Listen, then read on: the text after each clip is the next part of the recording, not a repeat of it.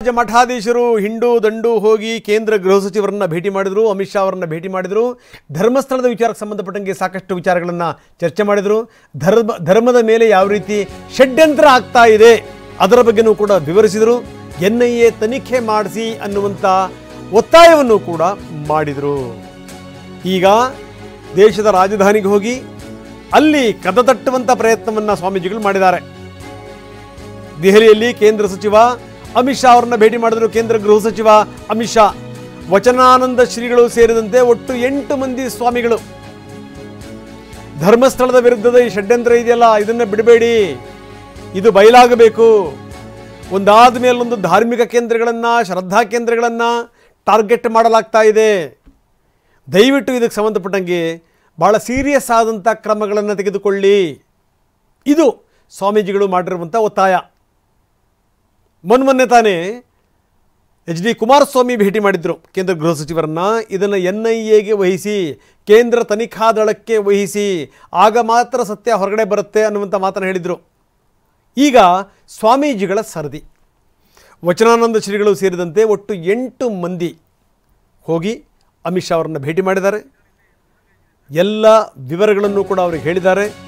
ಹೆಂಗೆ ಒಂದಾದ ಮೇಲೊಂದು ಶ್ರದ್ಧಾ ಕೇಂದ್ರಗಳನ್ನು ಟಾರ್ಗೆಟ್ ಮಾಡಲಾಗ್ತಾ ಇದೆ ಎಲ್ಲವನ್ನೂ ಕೂಡ ವಚನಾನಂದ ಶ್ರೀಗಳು ಎಳೆ ಎಳೆಯಾಗಿ ವಿವರಿಸಿದ್ದಾರೆ ಅಮಿತ್ ಶಾ ಅವರಿಗೆ. ಅದಕ್ಕೆ ಸಂಬಂಧಪಟ್ಟಂಗೆ ಒಂದು ಬುಕ್ಲೆಟನ್ನೇ ಕೊಟ್ಟಿದ್ದಾರೆ. ನೋಡಿ, ಹಿಂಗೆಲ್ಲ ಆಗಿದೆ, ಈ ರೀತಿ ಆಗಿದೆ, ಇದನ್ನು ಹಿಂಗೆ ಬಿಟ್ಟರೆ ಮುಂದೆ ಬಹಳ ಕಷ್ಟ ಆಗುತ್ತೆ ಅಂತ. ಅದಕ್ಕೆ ಅಮಿತ್ ಶಾ ಹೇಳಿದ್ದಾರೆ, ಇಲ್ಲ ನಾನು ಕೂಡ ನೋಡ್ತಾ ಇದ್ದೀನಿ, ಎಲ್ಲವನ್ನು ಕೂಡ ಸೂಕ್ಷ್ಮವಾಗಿ ನಾನು ಗಮನಿಸಿದ್ದೀನಿ, ಮುಂದೆ ಇದಕ್ಕೆ ಸಂಬಂಧಪಟ್ಟಂಗೆ ಮುಲಾಜಿಲ್ದೇ ಕ್ರಮ ಕೈಗೊಳ್ಳುತ್ತೀವಿ ಅನ್ನುವಂಥ ಭರವಸೆಯನ್ನು ಕೊಟ್ಟಿದ್ದಾರೆ ಅಮಿತ್ ಶಾ. NIA ವಿಚಾರಕ್ಕೆ ಸಂಬಂಧಪಟ್ಟಂಗೆ ಅವರು ಮಾತಾಡಿಲ್ಲ, ಅಂದರೆ ಅಮಿತ್ ಶಾ ಅವರು ಏನೂ ಹೇಳಿಲ್ಲ. ಆದರೆ ಉನ್ನತ ಮಟ್ಟದ ತನಿಖೆಯನ್ನು ಖಂಡಿತ ಮಾಡಿಸ್ತೀವಿ ಅನ್ನುವಂಥ ಮಾತನ್ನು ಹೇಳಿದ್ದಾರೆ. ಪಂಚಮಸಾಲಿ ಪೀಠದ ವಚನಾನಂದ ಶ್ರೀಗಳು, ವಜ್ರದೇಹಿ ಮಠದ ರಾಜಶೇಖರಾನಂದ ಶ್ರೀಗಳು, ಭೋವಿ ಗುರುಪೀಠದ ಇಮ್ಮಡಿ ಸಿದ್ದರಾಮೇಶ್ವರ ಶ್ರೀಗಳು, ಹೊಸದುರ್ಗದ ಕನಕ ಗುರುಪೀಠದ ಈಶ್ವರಾನಂದ ಶ್ರೀಗಳು, ಆತ್ಮಾರಾಮ ಸ್ವಾಮೀಜಿ, ಗುರುದೇವಾಶ್ರಮ ಕಕಮರಿ ಸ್ವಾಮೀಜಿಗಳು, ಜೈನ ಮಠದ ಶ್ರೀ ಸೌರಭಸೇನ ಸ್ವಾಮೀಜಿಗಳು, 8 ಜನ, 8 ಮಂದಿ ಸ್ವಾಮೀಜಿಗಳು ಹೋಗಿ ಅಮಿತ್ ಶಾ ಅವರನ್ನು ಭೇಟಿ ಮಾಡಿದ್ದಾರೆ. NIAಗೆ ವಹಿಸಿದರೆ ಮಾತ್ರ ಸತ್ಯ ಹೊರಗಡೆ ಬರುತ್ತೆ ಅನ್ನುವಂಥ ಮಾತನ್ನು ಹೇಳಿದ್ದಾರೆ. ಇದನ್ನು ಇಲ್ಲಿಗೆ ಬಿಡಬೇಡಿ, ಇದನ್ನು ಉನ್ನತ ತನಿಖೆಗೆ ವಹಿಸಿ, ಆ ಸಂದರ್ಭದಲ್ಲಿ ಮಾತ್ರ ಇದರ ಹಿಂದಿರುವಂಥವ್ರು ಯಾರು, ಏನು, ಇದರ ಹಿಂದಿನ ಷಡ್ಯಂತ್ರ ಏನು, ಅದೆಲ್ಲದೂ ಕೂಡ ಹೊರಗಡೆ ಬರುತ್ತೆ ಅನ್ನುವಂಥ ಮಾತನ್ನು, ಅದರಲ್ಲೂ ವಚನಾನಂದ ಸ್ವಾಮೀಜಿ ಸುದೀರ್ಘವಾಗಿ ಅಮಿತ್ ಶಾ ಅವ್ರ ಜೊತೆ ಮಾತಾಡಿದ್ದಾರೆ. ಇದಕ್ಕೆ ಸಂಬಂಧಪಟ್ಟಂಗೆ ಎಲ್ಲ ವಿವರಗಳನ್ನು ಕೂಡ ಕೊಟ್ಟಿದ್ದಾರೆ. ಅಷ್ಟೇ ಅಲ್ಲ, ಅಮಿತ್ ಶಾ ಅವರಿಗೆ ಅವರದ್ದು ಮತ್ತು ಮೋದಿಯವರದ್ದು ಇಬ್ಬರದ್ದು ಸೇರಿದಂತೆ ಒಂದು ಒಳ್ಳೆಯ ಭಾವಚಿತ್ರವನ್ನು ಕೂಡ ಪ್ರೆಸೆಂಟ್ ಮಾಡಿದ್ದಾರೆ. ಸ್ಥಿತಿಗತಿಗಳೇನು, ರಾಜ್ಯದ ಸ್ಥಿತಿಗತಿಗಳೇನು, ಶ್ರದ್ಧಾ ಕೇಂದ್ರಗಳ ಸ್ಥಿತಿಗತಿಗಳೇನು, ದೊಡ್ಡವರಿಗೇ ಈ ರೀತಿ ಟಾರ್ಗೆಟ್ ಮಾಡಿಬಿಟ್ರೆ, ಸಣ್ಣ ಪುಟ್ಟ ಮಠಗಳ ಮೇಲೆ ಈ ರೀತಿ ಟಾರ್ಗೆಟ್ ಮಾಡೋಕ್ಕೆ ಶುರು ಮಾಡಿಬಿಟ್ರೆ ನಾವು ಎಲ್ಲಿಗೆ ಹೋಗಬೇಕು ಅನ್ನುವಂಥ ಪ್ರಶ್ನೆಯೂ ಕೂಡ ಸ್ವಾಮೀಜಿ ಹಾಕಿದ್ದಾರೆ.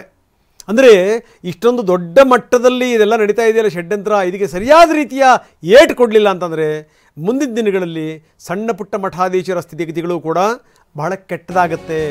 ಹೀಗಾಗಿ ಇದಕ್ಕೆ ಸಂಬಂಧಪಟ್ಟಂಗೆ ನೀವು ಜಾಗೃತಿ ವಹಿಸಿ ಅನ್ನುವಂಥ ಆಗ್ರಹವನ್ನು ಕೂಡ ಸ್ವಾಮೀಜಿಗಳು ಮಾಡಿದ್ದಾರೆ. NIA ತನಿಖೆ ಮಾಡಿಸಿ, ಆಗ ಮಾತ್ರ ಇದರ ಹಿಂದಿರುವಂಥವ್ರು ಯಾರು ಅನ್ನುವಂಥದ್ದು ಜಗಜ್ಜಾಹೀರಾಗತ್ತೆ ಅಂತ. ನಿಮಗೆ ಗೊತ್ತಿದೆ, ಕೆಲ ದಿನಗಳ ಹಿಂದೆ ಕುಮಾರಸ್ವಾಮಿ ಕೂಡ ಇದಕ್ಕೆ ಸಂಬಂಧಪಟ್ಟಂಗೆ ಅಮಿತ್ ಶಾ ಅವರನ್ನ ಭೇಟಿ ಮಾಡಿದ್ರು, NIAಗೆ ವಹಿಸುವಂತೆ ಆಗ್ರಹಿಸಿದರು. ಇದಕ್ಕೆ NIA ಎಂಟ್ರಿ ಕೊಡಬೇಕು, ಅಲ್ಲಿ ತನಕ ಇದು ಯಾವುದೂ ಕೂಡ ವರ್ಕೌಟ್ ಆಗಲ್ಲ ಅನ್ನುವಂಥ ಮಾತನ್ನು ಹೇಳಿದರು. SIT ತನಿಖೆ ಒಂದು ಕಡೆ ಆಗ್ತಾ ಇದೆ, ಅದಾಗಲಿ, ಆದರೆ NIAಗೆ ವಹಿಸಿದರೆ ಮಾತ್ರ ಗೊತ್ತಾಗುತ್ತೆ ಇದರ ಹಿಂದಿರುವಂಥ ಶಕ್ತಿಗಳು ಯಾರ್ಯಾರು ಅಂತ. ಈ ರೀತಿ ಆಗ್ರಹವನ್ನು ಕುಮಾರಸ್ವಾಮಿ ಮಾಡಿದರು. ಒಂದು ಕಡೆಗೆ ಕುಮಾರಸ್ವಾಮಿಯವರ ಭೇಟಿ, NIAಗೆ ಆಗ್ರಹ, ಇನ್ನೊಂದು ಕಡೆಗೆ ಸ್ವಾಮೀಜಿಗಳ ಭೇಟಿ, NIAಗೆ ಆಗ್ರಹ. ನಿಜಕ್ಕೂ ಕೇಂದ್ರ ಸರ್ಕಾರ ಈ ನಿಟ್ಟಿನಲ್ಲಿ ಯಾವ ಹೆಜ್ಜೆ ಇಡುತ್ತೆ, ಯಾವ ಕ್ರಮ ಕೈಗೊಳ್ಳುತ್ತೆ ನೋಡಬೇಕು. NIAಗೆ ವಹಿಸ್ತಾರಾ, ರಾಷ್ಟ್ರೀಯ ತನಿಖಾ ದಳ ಅದರ ವ್ಯಾಪ್ತಿಗೆ ಕೊಡ್ತಾರಾ, ಅಥವಾ ಈಗ ಸೌಜನ್ಯ ಕೇಸು CBIದು ಆಗೋಗ್ಬಿಟ್ಟಿದೆ, ಈಗ ಇನ್ನು ಈ ಷಡ್ಯಂತ್ರ ಇದೆಯಲ್ಲ, ಅದನ್ನು ಹಿಡ್ಕೊಂಡು ಮಾಡ್ತಿರುವಂಥ ಷಡ್ಯಂತ್ರ ಇದೆಯಲ್ಲ, ಇದಕ್ಕೆ ಸಂಬಂಧಪಟ್ಟಂಗೆ ಏನಾದರೂ CBIಗೆ ವಹಿಸ್ಬೋದಾ, ಇವೆಲ್ಲ ಪ್ರಶ್ನೆಗಳು ಕೂಡ ಇದೆ. ನೋಡೋಣ, ಸ್ವಾಮೀಜಿಗಳ ಭೇಟಿ ಆಗಿದೆ, ಮುಂದೆ ಕೇಂದ್ರ ಯಾವ ನಿರ್ಧಾರಕ್ಕೆ ಬರುತ್ತೆ ನೋಡೋಣ. ಇನ್ನು ಈ ಕೇಂದ್ರ ಸರ್ಕಾರ, ಈ ರಾಜ್ಯ BJP ನಾಯಕರುಗಳು ಕೂಡ ಸಾಕಷ್ಟು ಸಂದರ್ಭಗಳಲ್ಲಿ ಮನವಿ ಮಾಡಿದರು NIA ತನಿಖೆ ಮಾಡಿ ಅಂತ. ಅದಕ್ಕೇನಾದರೂ ಕೇಂದ್ರ ಸರ್ಕಾರ ಎಸ್ ಅನ್ನುತ್ತಾ? ಒಂದು ಕಡೆಗೆ ಕುಮಾರಸ್ವಾಮಿ ಅವರು ಹೇಳಿದರು, ಇನ್ನೊಂದು ಕಡೆಗೆ ಸ್ವಾಮೀಜಿಗಳು ಹೇಳಿದ್ದಾರೆ, ಮತ್ತೊಂದು ಕಡೆಗೆ ರಾಜ್ಯ BJP ಕೂಡ ತೀವ್ರ ಒತ್ತಡ ಹಾಕ್ತಾ ಇದೆ. ಯಾಕಂದರೆ ವಿದೇಶದಿಂದ ಆರ್ಥಿಕ ನೆರವು ಬಂದಿದೆ, ಇಲ್ಲ ಅಂದರೆ ಇವರು ಇಷ್ಟು ಸುಲಭವಾಗಿ ಇಷ್ಟೊಂದು ದೊಡ್ಡ ಮಟ್ಟಕ್ಕೆ ಇದನ್ನು ಮಾಡಲಿಕ್ಕೆ ಸಾಧ್ಯವೇ ಇಲ್ಲ. ಅದಕ್ಕೋಸ್ಕರ ಇದನ್ನು NIAಗೆ ವಹಿಸಿ, ಗಡಿ ಒಳಗಡೆ ಇರುವಂಥವರು, ಗಡಿ ಆಚೆಗಿರುವಂಥವ್ರು ಸೂತ್ರಧಾರರು ಯಾರು ಅಂತ ಗೊತ್ತಾಗುತ್ತೆ, ಯಾರ್ಯಾರಿಂದ ಎಷ್ಟೆಷ್ಟು ಹಣ ಬಂದಿದೆ ಅಂತಲೂ ಕೂಡ ಗೊತ್ತಾಗುತ್ತೆ.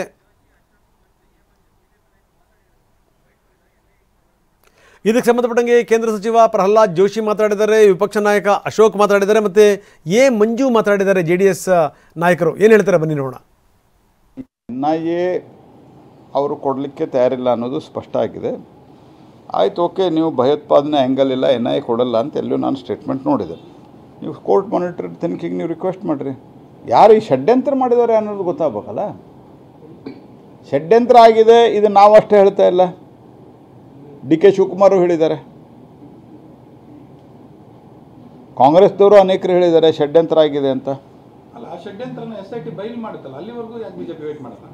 ಅಲ್ರಿ, ಎಲ್ಲಿ ಬಯಲು ಮಾಡದೇ ಇದ್ದಾಗ ಒಳ್ಳೆ ಯಾರು ಬಯಲು ಮಾಡಿದ್ದಾರೆ, ಏನೂ ಮಾಡ್ತಾ ಇಲ್ಲ, ಎಲ್ಲ ಹೋದಲ್ಲೇ ತೆಗಿತಾ ಹೋಗ್ತಾ ಇದ್ದಾರೆ. ಈಗ ಒತ್ತಡಕ್ಕೆ ಒಳಗಾಗಿ ಅರೆಸ್ಟ್ ಮಾಡಿದ್ದಾರೆ.